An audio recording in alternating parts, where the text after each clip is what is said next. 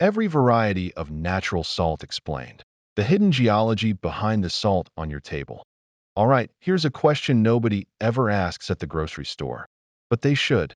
That jar of salt in your kitchen, is it really the same thing as the ocean that covered the Himalayas 250 million years ago? Technically, yes. Geologically, absolutely not. Most people think salt is just salt. Sodium chloride. The end. But if you stop there, you're missing one of the most fascinating stories on Earth. Because every different salt comes from a different place, a different time, a different process. And they taste completely different. Today, we're going to pull salt out of a French salt marsh at dawn, dig it out of a Pakistani mountain mine, and scrape it off a Hawaiian lava coast. 10 natural salts, 10 geological journeys. Your palate is about to go on the trip of a lifetime. Before we start, let's do something unusual. Here are two salts side by side. On the left, refined table salt. White. Perfect. Uniform. Every crystal exactly the same size. On the right, everything we're about to talk about. Pink, gray, black, red, blue, flakes, pyramids, chunks. Refined salt pursues perfect purity. It strips out everything that isn't sodium chloride.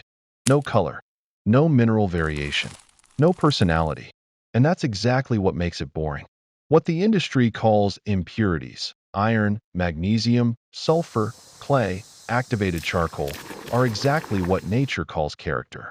They're the fingerprint of a specific place, a specific geology, a specific moment in time. Today, we're not choosing a flavor.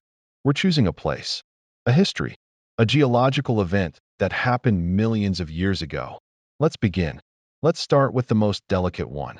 Is there a salt that farmers actually kneel in a salt marsh and skim off the surface of the water with a wooden rake? There is. It's called Fleur de Sel, French for flower of salt. Brittany, France. The Guérande salt marshes.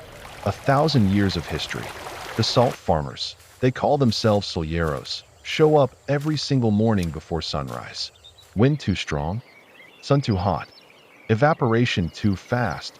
And the crystals grow too coarse? No, only on specific mornings, when the wind is barely moving, humidity is just right, and the sun is soft, does a thin, snow-like layer form on the surface of the water. The workers slide their wooden rakes underneath it and gently lift it off. That's Fleur de Sel, the flower of salt. Here's what makes it special, the crystal structure. It's an inverted pyramid, hollow in the middle. You sprinkle it on food, and the first thing you taste isn't salt, it's crunch. Then it melts. That's why real chefs only add Fleur de Sel after the dish is done. It's a finishing salt, not a cooking salt. It gives you that final moment of awe. Production is tiny, about 1 kilogram per 50 square meters of salt marsh. The entire Guérande region produces less in a year than a medium-sized salt mine extracts in a single day. That's why it's expensive. That's why it's rare. And that's why people who know their salts lose their minds over it. Fleur de Sel tastes clean, gentle, with just a hint of the sea. Perfect on salads, grilled meat, even the surface of a creme brulee. Now, let's leave the ocean and climb a mountain. Himalayan pink salt.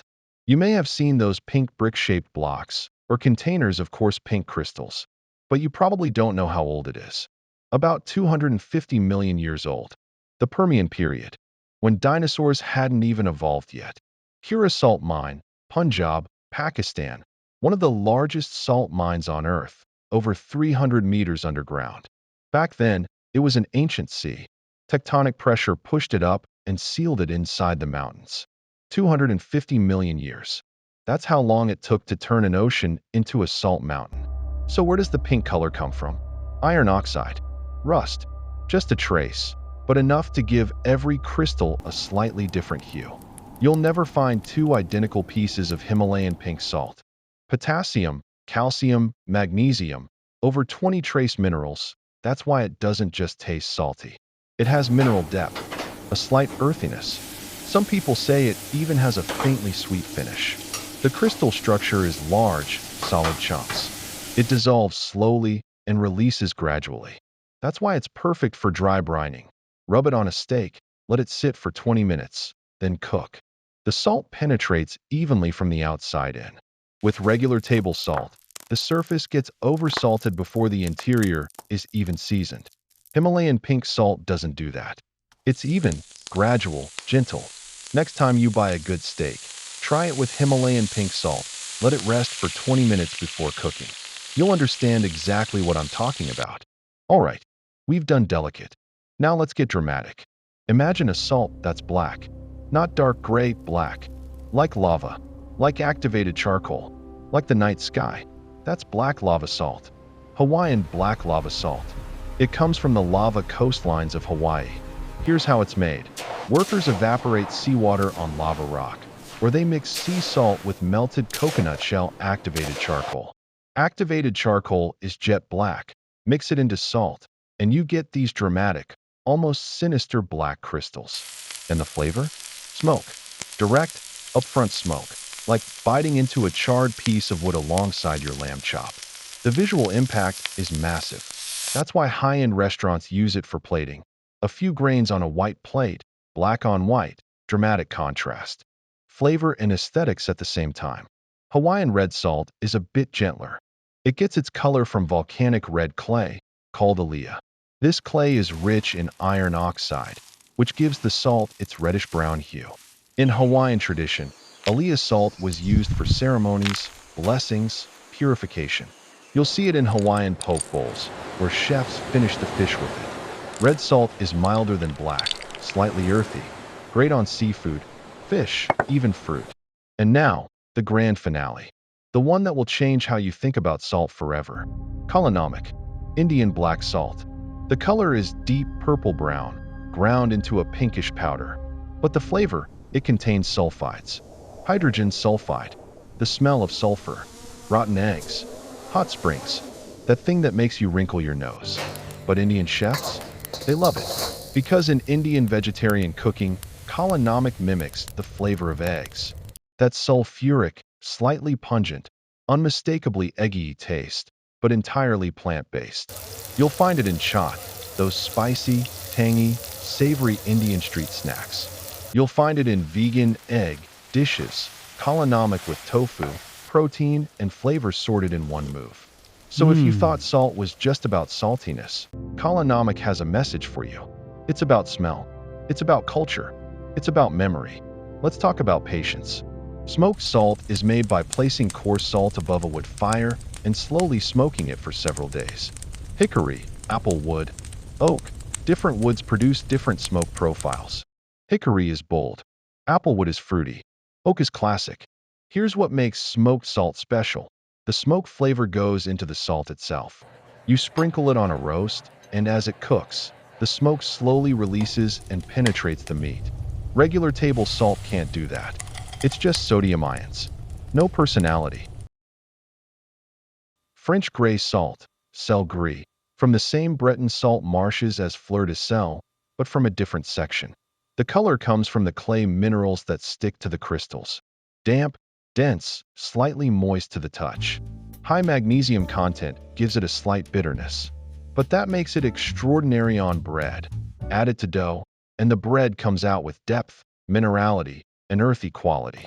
If you're into slow-cooked stews, gray salt is your friend. It dissolves slowly, releases gradually, and carries its flavor all the way through a long cook. Two more salts deserve their own moment. Cyprus flake salt. Pyramid-shaped crystals, larger and crunchier than Fleur de Sel, perfect geometry. Each piece looks like a tiny mountain. Great on salads, vegetables, anything that needs a little crunch. You bite into it and hear a faint crackle between your teeth. Then it melts and leaves clean, pure sea salt behind. And then there's Maldon. Maldon, Essex, England. The town has been producing salt since Roman times. Over 2,000 years. Maldon salt crystals are flat-topped pyramids, like miniature pyramids. They're incredibly crunchy, dissolve instantly, and leave a clean, pure flavor. Crisp and precise.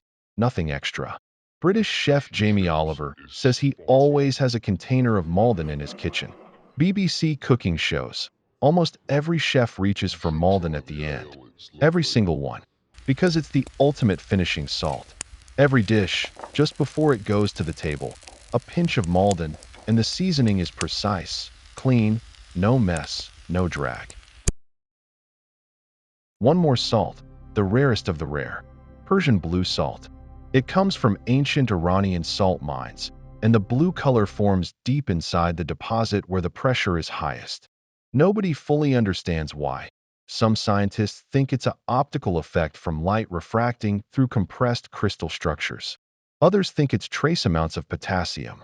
Whatever it is, it's rare. Most Persian blue salt on the market is from old stockpiles. The mines don't produce much. The flavor is subtle, almost mineral, less aggressive than you might expect from such a dramatic-looking salt. But the visual impact on a plate? Nothing else comes close. So 10 salts. Fleur de Sel's fragility. Himalayan pink salts, ancient geology. Black lava salts drama. Namac's rebellious sulfur. Maldon's precision. Persian blue's rarity. And back to where we started. Refined table salt. It strips away everything. Purity is a goal. Uniformity as a virtue. Perfect cubes, white as snow, every crystal identical. What it loses is everything that makes salt interesting. The minerals that give Himalayan pink its earthiness. The iron oxide that colors Hawaiian red. The sulfides that give Namak its eggy soul. The activated charcoal that makes black lava salt look like volcanic glass. The clay that gives gray salt its bitter depth. Salt isn't a condiment. Salt is terroir. Salt is geology. Salt is time. Salt is culture. Next time you're standing in front of the spice aisle at the supermarket, looking at the row of salt containers, you'll know you're not just choosing a flavor. You're choosing a place, a history, a specific geological event that happened millions of years ago. Now you know what's in that jar. Now you know what to buy.